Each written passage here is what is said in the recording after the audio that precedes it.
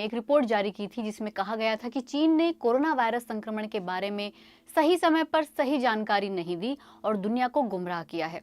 अब ऐसे आरोप लग रहे हैं कि ईयू को ये रिपोर्ट चीन के दबाव में एडिट करनी पड़ी थी।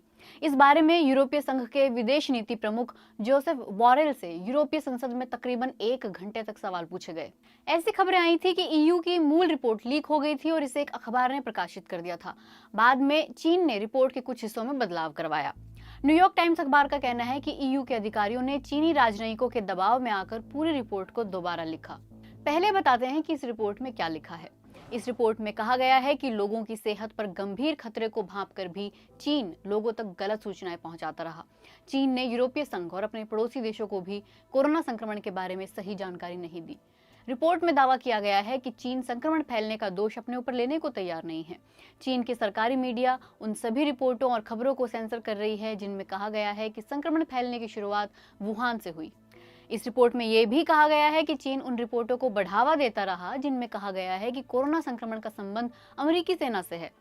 कहा जा रहा है कि रिपोर्ट की जो एक लाइन बदली गई वो इस तरह थी: चीन ने संक्रमण फैलने का दोष कभी अपने ऊपर नहीं लिया और अंतर्राष्ट्रीय स्तर पर अपनी छवि सुधारने की कोशिश करता रहा।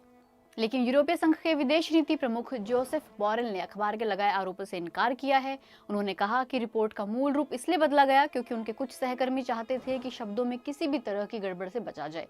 बोरेल ने कहा कि हमने ये फैसला बिना किसी बाहरी या आंतरिक दबाव और दखल के लिया था।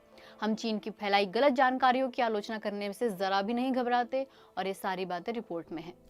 जोसेफ बोरेल ने यह स्वीकार किया कि रिपोर्ट लीक होने पर चीनी राजनयिकों ने यूरोपीय संघ पर दबाव डालने की कोशिश की थी, लेकिन उन्होंने कोई बदलाव नहीं किया। कोरोना वायरस संक्रमण फैलने की शुरुआत से कई तरफ से ऐसी मांग उठ रही थी कि अंतर्राष्ट्रीय जांचकर्ताओं को चीन से ये मालूम करना चाहिए कि ये सब हुआ कैसे, लेकिन चीन इस तरह की किसी भी जांच का विरोध करता रहा है। चीन अंतर्राष्ट्रीय और स्वतंत्र जांच की मांग को राजनीति से प्रेरित बताता रहा है। इसी क्रम में चीन ने यूरोपीय संघ के रिपोर्ट जारी किए जाने का भी विरोध किया था। हालांकि ईयू ने चीनी विरोध के बावजूद ये रिपोर्ट प्रकाशित कर दी।